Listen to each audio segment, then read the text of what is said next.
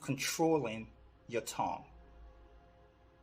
There are a lot of things happening in our world today, in our neighborhood, at our workplace, in our relationship, that wouldn't happen if we just stop and think before we say certain things.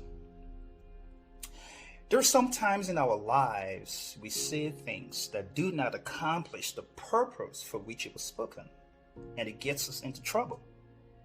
A little slip of tongue has the potential to incite problems in our personal and business relationships.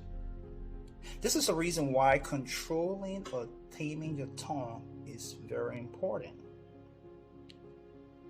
We should be very careful about what we say, how we say it, and when we say it. It is very important that you put a lot of thoughts into what you want to say before speaking out. You should think more seriously about lifelong attitudes and behaviors reflected by your spoken thoughts, and importantly, the ramification that comes after that. Now, the process in which we decide what comes out of our mouth occurs in our subconscious and conscious minds. Now, our conscious mind is our guide in our contact with the environment we find ourselves. It is our mind of reasoning that learn through the process of observation and experience. On the other hand, subconscious, often referred to as our subjective mind, it is the seat of our emotions.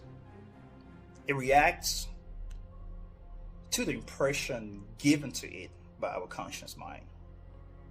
Whatever our conscious mind tells the subconscious is what we do. Now, I want you to step back for a second and look at your mind as a farmland. And you are the farmer.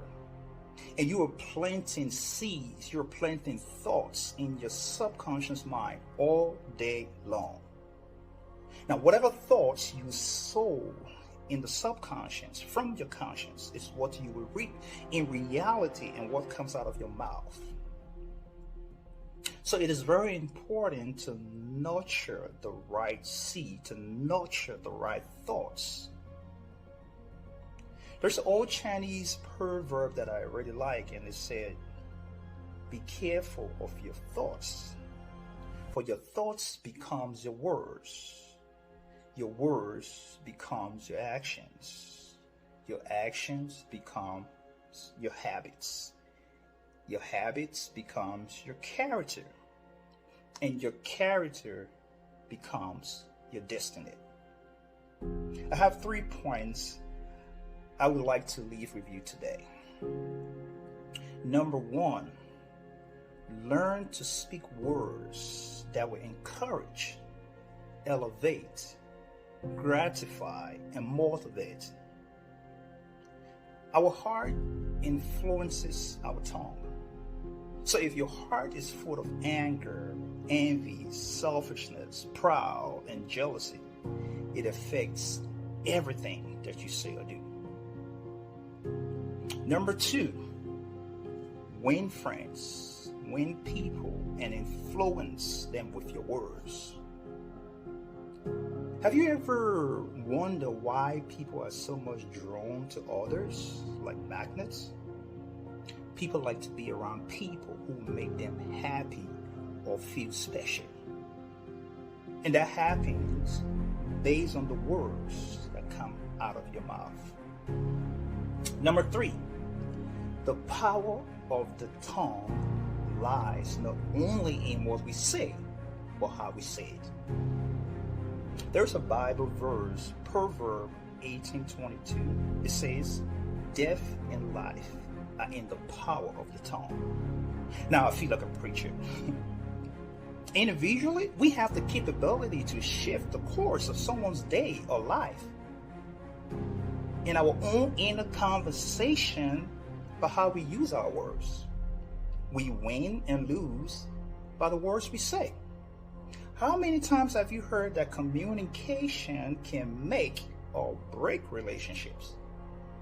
The majority of our conflicts we see or experience today come from what we say and how people perceive or apprehend them.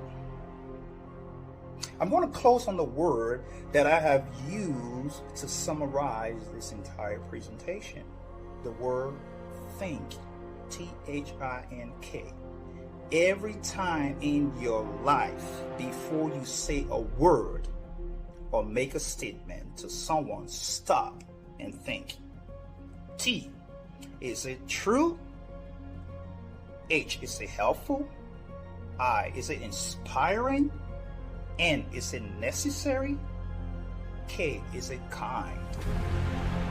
Now, if whatever you're about to say fits in those categories, fit in that word think, then we are on the path of building a better society.